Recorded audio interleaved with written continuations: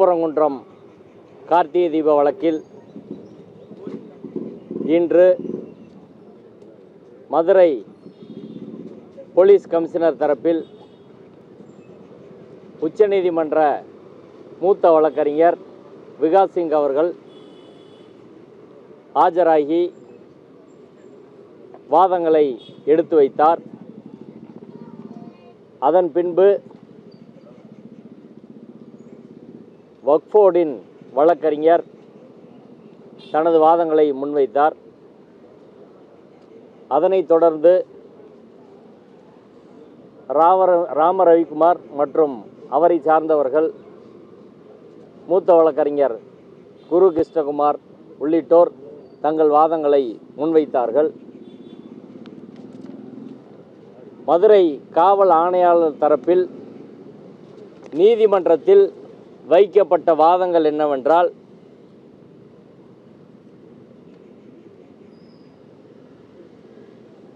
Rama ரவிக்குமாருக்கு article 25 படி அடிப்படை உரிமை இருக்கிறது என்று சொல்கிறார்கள். 2014 ஆண்டிலே சுப்பிரமணியன் என்பவர் உச்சிப்பிள்ளையார் கோயில் அருகே தீபம் ஏற்றுவது ஆகமத்துக்கு முரணானது, எனது மத வழிபாட்டு உரிமை பாதிக்கப்படுகிறது என்று நீதிமன்றத்தில் வழக்கு தொடர்ந்தார். அந்த வழக்கிலே மத வழிபாட்டு உரிமை எதுவும் பாதிக்கப்படவில்லை. மலை உச்சியிலே தீபம் ஏற்ற வேண்டும் என்று சொல்வதற்கான ஆகம ஆதாரங்கள் ஏதும் இல்லை. மூன்றாவதாக அவரது சட்டப்படியான உரிமை என்ன என்பதை அவர் நீதிமன்றத்திலே தெளிவுபடுத்தவில்லை. அவற்றை தீர்மானிக்க வேண்டியது கோயிலோட நிர்வாகம்தான் என்று சொல்லி தள்ளுபடி செய்திருக்கிறார்கள். எனவே ராம ரவிக்குமார் அவர்களின் மத அடிப்படையிலான அடிப்படை உரிமையோ மத வழிபாட்டு உரிமையோ அதே போல காமன் லாவில் உள்ள உரிமையோ எந்த வகையிலும் பாதிக்கப்படவில்லை என்பதை இந்த நீதிமன்றம் ஏற்கனவே உறுதி செய்திருக்கிறது. 2014 நீதிபதி திரு வேணுகோபால் அவர்களின் 2 தீர்ப்புகள். அதற்கு பிறகு அதுக்கு மேலே அப்பீல் போது அந்த 2 அப்பீலில் நீதிபதிகள் திரு MM சுந்தரேஷ் சதீஷ்குமார் அமர்வும் அதை உறுதி செய்திருக்கிறார்கள். நீதிபதிகள் திரு கல்யாண சுந்தரம் பவானி சுப்பராயன் அமர்வும் அதை உறுதி செய்திருக்கிறார்கள். எனவே அந்த தீர்ப்பு இறுதியானது. அந்த தீர்ப்பின்படி யாருக்கும் மத வழிபாட்டு உரிமை பாதிக்கப்படவில்லை என்பதை சொல்லியிருக்கிற போது திரும்ப அதே கோரிக்கையை ஒருவர் வைத்து வர முடியாது என்பதை உச்சநீதிமன்ற மூத்த வழக்கறிஞர் முதல் வாதமாக முன்வைத்தார். இரண்டாவதாக 1923 ஆண்டு தீர்ப்பு மதுரை சார்பு நீதிமன்ற நீதிபதி ராம் ஐயரின் தீர்ப்பில் ஒரு விஷயம் மிக தெளிவாக குறிப்பிடப்பட்டிருக்கிறது. 1872 ஆண்டும் 1912 ஆண்டும் 2 முறை தர்கா அருகில் உள்ள மலை உச்சியில் தீபம் ஏற்றுவதற்கான முயற்சி மேற்கொள்ளப்பட்டது. அந்த முயற்சி சட்டம் ஒழுங்கு பிரச்சனையை உருவாக்கும் என்பதாலும் தர்கா அருகில் உள்ள மலை உச்சியில் கார்த்திகை தீபம் ஏற்றுவது வழக்கம் இல்லை என்பதாலும், முக்கியமாக இதை சொன்னார், கஸ்டமரி ரைட் இல்லை என்பதாலும் அன்றைய நீதிபதியான மாவட்ட ஆட்சியர், அன்னைக்கு டிஸ்ட்ரிக்ட் கலெக்டர் தான் நீதிபதி, மாவட்ட நீதிபதி, அதனை தடுத்திருக்கிறார். எனவே 1923 ஆண்டு தீர்ப்பு என்பது மிக தெளிவாக மலை உச்சியில் கார்த்திகை தீபம் ஏற்றுவது வழக்கம் இல்லை என்பதை உறுதி செய்திருக்கிறது. ஏற்கனவே நடந்த முயற்சி சட்டம் ஒழுங்கு பிரச்சனையை உருவாக்கும் என்று தடுக்கப்பட்டிருக்கிறது.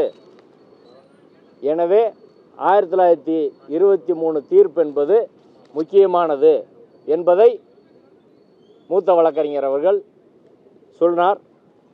அந்த 1923 தீர்ப்பைத்தான் 1996 ஆண்டு நீதிபதி கனகராஜ் அவர்கள் தீர்ப்பில் 1996 சொல்லியிருக்காரு. அந்த தீர்ப்பின் முதல் டைரக்ஷனை 1923ஆம் ஆண்டு தீர்ப்பை மதிக்க வேண்டும், அந்த தீர்ப்பை எல்லா தரப்பும் ஏற்றுக்கொள்ள வேண்டும் என்று 1996 திரும்ப சொல்லியிருக்காரு. இந்த 96 தீர்ப்பை வைத்து தான் இப்போது ராம ரவிக்குமார் வழக்கு போட்டு இருக்கிறார். எனவே 96 தீர்ப்பில் 1923 தீர்ப்பை மதிக்க வேண்டும் என்று சொல்லியிருக்கிறார்கள். அந்த 1923 தீர்ப்பில் இது கஷ்டம் இல்லை, பழக்கம் இல்லை, கோயிலோட பழக்கம் இல்லை, இது சட்டம் ஒழுங்கு பிரச்சனையை உருவாக்கும் என்று சொல்லிவிட்டார்கள். எனவே அந்த தீர்ப்பு அந்த தீர்ப்பு மறுபடியும் 1996 உறுதி பண்ணியிருக்கிறாங்க. அந்த தீர்ப்பை எல்லோரும் மதிக்க வேண்டும். அதற்கப்புறம் இப்போ உள்ள நீதிபதி அவர்களும் அந்த தீர்ப்பை மதிக்க வேண்டும். ஆனால் அதற்கு மாறாக அவர் தீர்ப்பு வழங்கியிருக்கிறார் அப்படின்னு சொல்கிறார். மூன்றாவது காரணம் என்ன சொன்னார்னா, தீபத்தூண் என்கிற வார்த்தை எங்கேருந்து நீதிபதி எடுத்தார்? தீபத்தூண் என்ற வார்த்தை ராம ரவிக்குமாரோ மற்றவங்க ராம ரவிக்குமார் வழக்கில் எங்கேயுமே சொல்லலை, அவர் பெட்டிஷனில் எங்கேயுமே சொல்லலை. அதற்கு எந்த ஆதாரமும் எவிடன்ஸும் கொடுக்கல. யாருமே நீதிமன்றத்தில் அது தீபத்தூண் என்பதற்கான ஆதாரங்களை தராத போது நீதிபதி அவர்கள் எங்கிருந்து அதை எடுத்தார்? இதை உச்சநீதிமன்றம் மூத்த வழக்கறிஞர் கேட்டார். இப்போ தீபத்தூண் என்பது நீதிபதியோட கற்பனை. தீபத்தூண் என்பது நீதிபதி ஜி.ஆர். சாமிநாதன் அவர்களுடைய கற்பனை. அது fiction or imagination of the learned single judge என்று சொன்னார். தீபத்தூண் என்பது 1920 2024 வரை எங்கேயுமே வரல, எந்த வழக்கிலையும் வரல. இவங்களும் இப்போ கேஸில் அவர் பெட்டிஷனில் சொல்லலை, ரிட் அஃபிடவிட்டில் மட்டும் சொல்கிறாங்க. அதுக்கு எந்த ஆதாரமும் கொடுக்கல. அப்படி இருக்கிற போது நீதிபதி அவர்கள் இந்த வார்த்தையை எங்கேருந்து எடுத்தார்? தீபத்தூண் என்பது நீதிபதி அவர்களின் கண்டுபிடிப்பு, அவரது கற்பனை, அவரோட ஃபிக்ஷன் அல்லது இமேஜினேஷன் என்ற வார்த்தையை உச்சநீதிமன்ற மூத்த வழக்கறிஞர் நீதிமன்றத்தில் சொன்னார். அடுத்து அதற்கு பிறகு தொடர்ச்சியாக நடக்கிற கண்டெம்ப்ட் வழக்கில் கூட நீதிபதி அவர்கள் அடுத்து சீஃப் செக்ரட்டரி வரணும், ஏடிஜிபி லா அண்ட் ஆர்டர் வரணும், இவங்க ஏற்றலைன்னா சிஎஸ்எஃப் போலீஸ் போய் ராம ரவிக்குமாரை ஏற்றணும், இப்படி பல்வேறு உத்தரவுகளை வழங்குகிறார். இது எல்லாம் அரசியல் சட்டத்துக்கு முரணானது. நீதிபதிகளும் சட்டத்துக்கு உட்பட்டவர்கள்தான், நீதிபதிகளும் அரசியல் சட்டத்துக்கு உட்பட்டவர்கள்தான். நீதிபதிகள் contempt of court act follow பண்ணணும். அப்படி இல்லாமல் நீதிபதி அவர் சொந்த விருப்பத்திற்கு வரிசையாக உத்தரவுகளை பிறப்பித்து கொண்டு இருக்கிறார். என்ன வார்த்தை சொன்னார்னா, அந்த ஜட்ஜ் அவரோட விம்ஸ் அண்ட் ஃபேன்சிஸ் என்ற வார்த்தையை பயன்படுத்துகிறார். Whims and fancies of learned single judge. அவர் வரிசையாக உத்தரவு போட்டிருக்கிறாரு. நீதிமன்றமும் அரசியல் சட்டத்துக்கு உட்பட்டது என்பதை மிக தெளிவாக உச்சநீதிமன்ற மூத்த வழக்கறிஞர் சொன்னார். அதற்கு பிறகு பப்ளிக் ஆர்டர்ன்ற பாயிண்டில் 1862 செய்யப்பட்ட முயற்சி முறியடிக்கப்பட்டு இருக்கிறது அன்றைய அரசால். அதுக்கப்புறம் 1912. அதற்கு பிறகு 150 ஆண்டுகளுக்கு மேலாக அங்கு உள்ள மக்கள் எந்த பிரச்சனையும் இல்லாமல் அமைதியாக வாழ்ந்துக்கிட்டு இருக்காங்க. அங்கே இந்துக்களும் முஸ்லீம்களும் கோயில் நிர்வாகம், தர்கா நிர்வாகம், கார்த்திகை தீர்த்தமாக எந்த பிரச்சனையும் 150 வருஷமாக கிடையாது. 150 வருஷமாக இல்லாத பிரச்சனையை இப்போ உருவாக்கி கொண்டு வராங்க. அது பப்ளிக் ஆர்டர் அப்படின்றது ரொம்ப ரொம்ப முக்கியமானது. ஆர்டிகல் 25 ஒரு மத வழிபாட்டு உரிமை என்பது அப்சல்யூட் ரைட் கிடையாது, முற்றான உரிமை கிடையாது. மத வழிபாட்டு உரிமைக்கு 3 கேவியட் இருக்குது. 1 subject to public order, morality and health. இங்கே பப்ளிக் ஆர்டர் இன்வால்வ் ஆகிருக்கு. இது நடந்தால் ஒரு மிகப்பெரிய பிரச்சனை வரும். ராம ரவிக்குமார் அஃபிடவிட்டில் இதில் நிறைய பேர் பல லட்சம் பக்தர்கள் வருவாங்க அப்படி இப்படியெல்லாம் போட்டிருக்கிறாங்க. இதெல்லாம் வந்தால் அந்த இடத்துல எப்படி பப்ளிக் ஆர்டர் காப்பாற்றப்படும்? அந்த இடத்துக்கு போகிறதுக்கு தர்காவுக்கு சொந்தமான 4 படியை பயன்படுத்தினா பரவாயில்லை என்று நீதிபதி திரு ஜி.ஆர். சாமிநாதன் அவர் சொல்லியிருக்கிறார். தர்கா படியை பயன்படுத்தி பல ஆயிரம் பேர் அங்கே போகிற போது அங்கே என்ன நடக்கும்? அது ஒரு மத பிரச்சனையாக மாறும், மத கலவரமாக மாறும். அதை அனுமதிக்க முடியுமா? ஒரு ஸ்டேட் அதை அனுமதிக்க முடியுமா? ஒரு அரசாங்கம் அதை அனுமதிக்க முடியுமா? எனவே பப்ளிக் ஆர்டர் எங்களுக்கு ரொம்ப முக்கியம். பொது அமைதியை பாதுகாப்பதோடு ஸ்டேட்டோட வேலை அது. அந்த பப்ளிக் ஆர்டரை நாங்கள் மீற முடியாது. நீதிபதி என்பவர் பப்ளிக் ஆர்டருக்கு தான் இருக்க முடியும், டிஸார்டரை உருவாக்கக்கூடாது. நீதிபதி அவர்கள் டிஸார்டரை உருவாக்கக்கூடாது. பப்ளிக்கில் பிரச்சனையை உண்டு வர்ற மாதிரியான உத்தரவுகளை பிறப்பிக்கக்கூடாது. நீதிபதி அவர்களுக்கு விருப்பமெனில் அவர் வேணால் அரசியலில் சேர்ந்து அந்த வேலைகளை செய்யலாம். ஆனால் ஒரு நீதிபதி என்பவர் அரசியல் சட்டத்துக்கு கட்டுப்பட்டவர். அப்படின்ற வார்த்தையை அவர் சொன்னார். இவங்க தரப்பில் ஆட்சேபனை பண்ணாங்க. நீதிபதி அவர் முக்கியமாக என்ன சொன்னார்னா, நீதிபதி திரு ஜே.ஆர். சாமிநாதன் அவர்கள் அரசியல் சட்டத்தின் மீது உறுதிமொழி எடுத்தவர். அந்த அரசியல் சட்ட உறுதிமொழியை மீறி டிஸார்டரை உண்டு பண்ணியிருக்கார். இந்த தீர்ப்பின் மூலமாக பப்ளிக் ஆர்டருக்கு பாதுகாக்க வேண்டிய நீதிபதி பப்ளிக் டிஸார்டரை உருவாக்கி இருக்கிறார். இது துரதிர்ஷ்டவசமானது. இதை எந்த நீதிபதியும் செய்யக்கூடாது என்று உச்சநீதிமன்ற மூத்த வழக்கறிஞர் அவர்கள் சொன்னார். அடுத்து நாடு முழுவதும் இது போன்ற பிரச்சனைகள், மத ரீதியாக இப்படி உருவாக்குற பிரச்சனைகள் நடந்துக்கிட்டு இருக்கு. அதனால் இதை செய்யக்கூடாது. அந்த வழியில் போனால் நிச்சயம் சிக்கல் வரும். இன்னொரு மாற்று மத வழிபாட்டு தலத்தை எல்லோரும் மதிக்க வேண்டும். படிகள் முஸ்லீமுக்கு சொந்தமானது அப்படின்னு சொன்ன பிறகு அதை பயன்படுத்துறதுக்கு ஒரு நீதிபதி எப்படி சொல்ல முடியும்? அந்த வழியாக போய் பயன்படுத்துகிறத அனுமதிக்க முடியாது. ஆனால் நீதிபதி அதை பயன்படுத்தலான்னு சொல்கிறாரு. அதை ஏற்க முடியாது. அடுத்து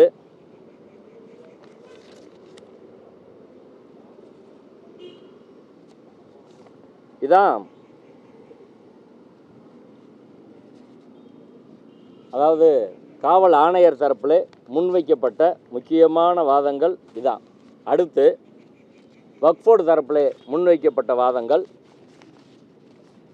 அந்த இடம் இவங்க சொல்கிறாங்களே, அந்த தூண், அந்த ஸ்டோன் பில்லர், கிரானைட் ஸ்டோன் அல்லது சர்வே கல் அல்லது தீபத்தூண், இப்படி பல்வேறு வார்த்தைகளால் அழைக்கப்படும் அந்த தூண் என்பது தர்காவுக்கு சொந்தமான சொத்து என்று சிவில் நீதிமன்றம் 1923 சொல்லியிருக்கு. நீதிபதி அவர்கள் அதை தவறாக மிஸ் இன்டர்பிரட் பண்ணி சொல்லியிருக்கிறாரு. தர்கா, நெல்லித்தோப்பு, அதில் உள்ள மண்டபம், கொடிமரம், அந்த தர்கா அமைந்திருக்கக்கூடிய மொத்த மலைப்பகுதியும் தர்கா நிர்வாகத்துக்கு சொந்தம் என்று 1923 தீர்ப்பு இருக்கிறது. அந்த மொத்த மலைப்பகுதியில் இந்த கொடிமரத்துக்கு அருகில்தான் இவர்கள் சொல்லக்கூடிய தூண் வருகிறது. எனவே அந்த தூண் என்பது எங்கள் இடத்தில் இருக்கிறது. வக்ஃபோர்டுக்கு சொந்தமான இடத்துல, தர்காவுக்கு சொந்தமான இடத்துல அந்த தூண் இருக்குது. அந்த தூணில் தீபம் ஏற்ற சொல்லி நீதிபதி எப்படி சொல்ல முடியும்? அப்படி சொல்லவே முடியாது. ஒன்று. ரெண்டாவது, நாங்கள் கடைசி நாளில் தான் எங்களுக்கு நோட்டீஸ் வந்துச்சு. எந்த கேஸ் பேப்பர்ஸும் எங்கிட்ட இல்லை. நாங்கள் பதில்மனு தாக்கல் செய்வதற்கு நாங்கள் வாய்ப்பு கேட்டோம். கடைசியில் 28ஆம் தேதி வாய்ப்பு கேட்டோம். நீதிபதி எங்களுக்கு கொடுக்கவே இல்லை. எங்களுக்கு வாய்ப்பு கொடுக்காமலேயே இந்த தீர்ப்பு வழங்கப்பட்டு இருக்கிறது. எனவே இந்த தீர்ப்பு செல்லாது. மூன்றாவது,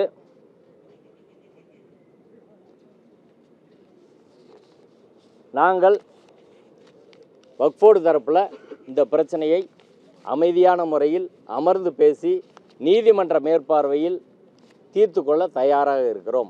எந்த பிரச்சனையும் நாங்கள் உருவாக்க விரும்பலை. எல்லா தரப்பும் வரட்டும்.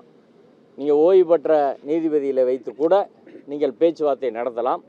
எங்கள் தரப்பு, வக்ஃபோர்டு தரப்பு அதற்கு தயாராக இருக்கிறோம் என்ற வாதத்தை அவர் முன்வைத்தார். அந்த வாதத்தை நீதிபதி அவர்களும் அதை கேட்டு எதிர்த்தரப்பில் ராமரவிக்குமார் தரப்பில் அதற்கு வாய்ப்பு இருக்கிறதா, ஒவ்வொரு வருஷமும் இது பிரச்சனை வருது, ஒவ்வொரு வருஷமும் சிக்கலாகுது, ஒவ்வொரு வருஷம் கேஸ் போடுறாங்க, ஒவ்வொரு வருஷம் ஒரு ஃபைண்டிங்ஸ் வருது, ஒவ்வொரு வருஷம் போராட்டம் நடக்குது, இப்போ இதை பேசி முடிக்கிறதுல உங்களுக்கு என்ன பிரச்சனை? அவங்க தரப்பு தயாராக இருக்குன்னு சொல்கிறாங்களே, உங்கள் தரப்பில் நீங்கள் ஏன் பேசக்கூடாது என்று நீதிபதி அவர்கள் கேட்டார். மூத்த நீதிபதி ஜெயச்சந்திரன் அவர்கள் ராமரவிக்குமார் தரப்புக்காக ஆஜரான உச்சநீதிமன்ற மூத்த வழக்கறிஞர் குரு கிருஷ்ணகுமார் அவர்களிடம் கேட்டார். அதற்கு அவர்களிடம் கேட்டுவிட்டு, இப்போதைக்கு அவர்கள் இது ரொம்ப டிலே ஆகுன்றதுனால நாங்கள் இப்போதைக்கு தயார் இல்லை, இந்த அமைதி பேச்சுவார்த்தைக்கோ சமாதான பேச்சுவார்த்தைக்கோ இப்போதைக்கு நாங்கள் தயார் கிடையாது என்ற பதிலை நீதிமன்றத்திலே அவர்கள் சொன்னார்கள். ஆனாலும் குரு கிருஷ்ணகுமார் அவர்கள் திரும்பவும் நான் அவங்ககிட்ட பேசுகிறேன், பேசி அவர்கள் சொன்ன உடனே நான் நீதிமன்றத்தில் திரும்பவும் நாங்கள் தெரியப்படுத்துகிறோம் என்று சொன்னார்கள்.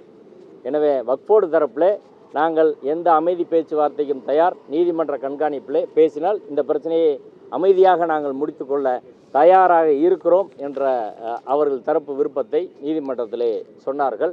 நீதிமன்றத்தில் சில டாக்குமெண்ட்லாம் கொடுத்துருக்காங்க. எழுத்துப்பூர்வமான வாதங்களையும் சொல்லியிருக்கிறாங்க.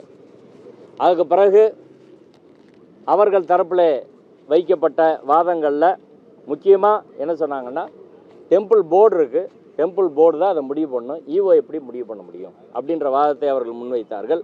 ரெண்டாவது, ஒரு அல்டர்னேட் ரெமடி அப்படின்றது ஏற்கனவே 1996 தீர்ப்பு சொன்ன பிறகு ஒரு மாற்று ரெமடிக்கு போக வேண்டியதில்லை, 1996 தீர்ப்பின்படி எங்களுக்கு அமல்படுத்தினா போதுமானது என்று சொன்னார்கள்.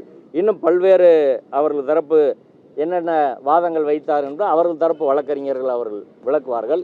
நீதிமன்றத்தில் அவங்க ஒரு முக்கியமான ஒரு நீதிபதி அவர்கள் சில கேள்விகள் கேட்டார். இப்போ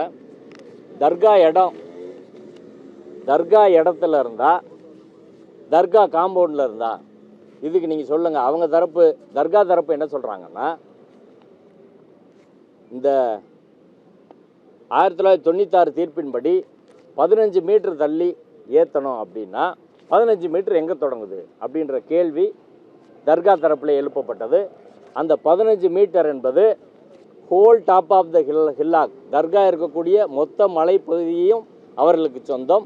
அது எங்கே முடியுதோ அதிலிருந்து தான் ஸ்டார்ட் ஆகுதே ஒழிய இந்த தர்கா காம்பவுண்ட்லேருந்து கிடையாது என்பதை அவர்கள் வாதமாக முன்வைத்தார்கள். அதுக்கு என்ன நீங்கள் பதில் சொல்கிறீங்க? தர்காவுக்கு எங்கே இடம் முடியுன்றது இதுவரை அளக்கப்படவில்லை.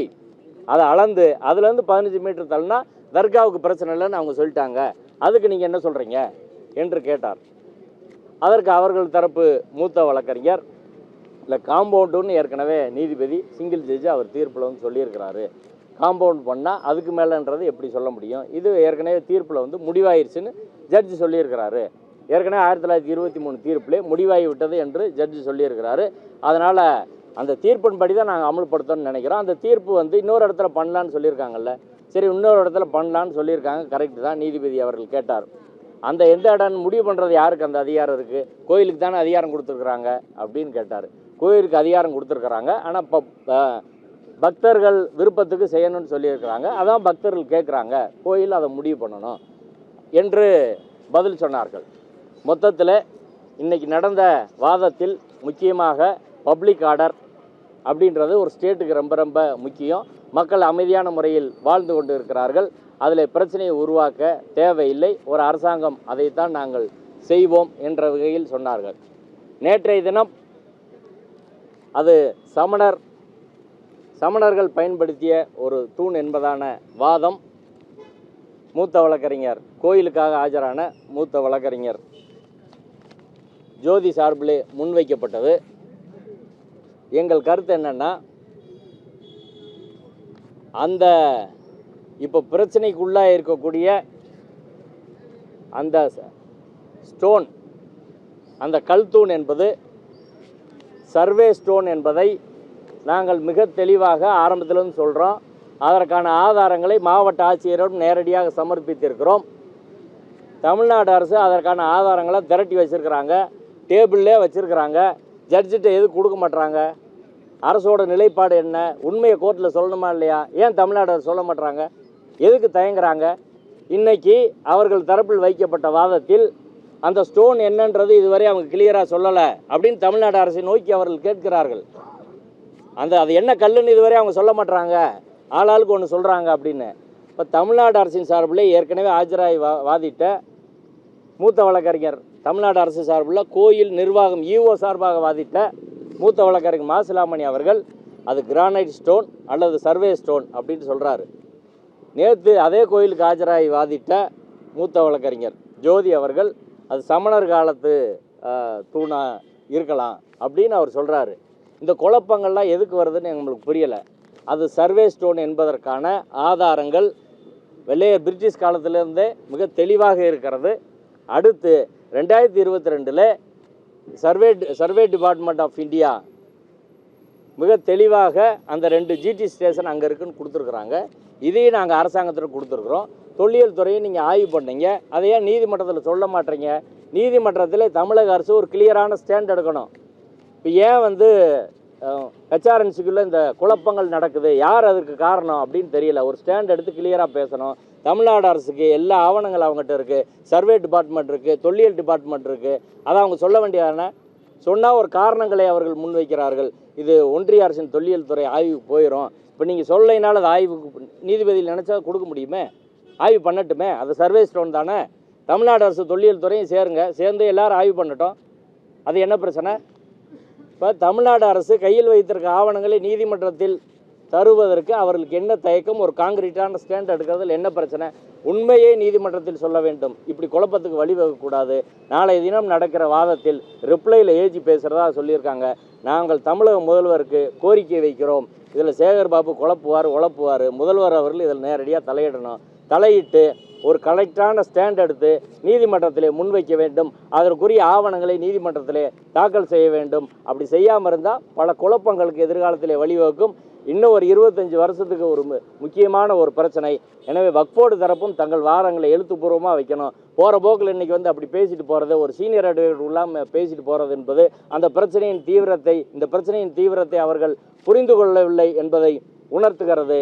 வக்ஃபோர்டு இன்னைக்கு வாதங்கள் வச்சாங்க, ஆனால் ரிட்டனாக ஒன்றும் கொடுக்கல, டாக்குமெண்ட் எதுவும் ஃபைல் பண்ணல. இப்படி ஒரு முக்கியமான பிரச்சனையில் வக்ஃபோர்டு நடந்து கொள்வது என்பது வருத்தத்துக்குரிய விஷயம். எனவே வக்ஃபோர்டுக்கும் நாங்கள் மக்கள் வாயிலாக வேண்டுகோள் வைக்கிறோம், சரியாக ரிட்டனாக வந்து நீதிமன்றத்தில் ஃபைல் பண்ணுங்கள். இல்லாவிட்டால் இது வரலாற்று தவறாக மாறும். முதல்வர் அவர்கள் இதில் நேரடியாக தலையிட்டு கவனம் செலுத்தணும். நன்றி.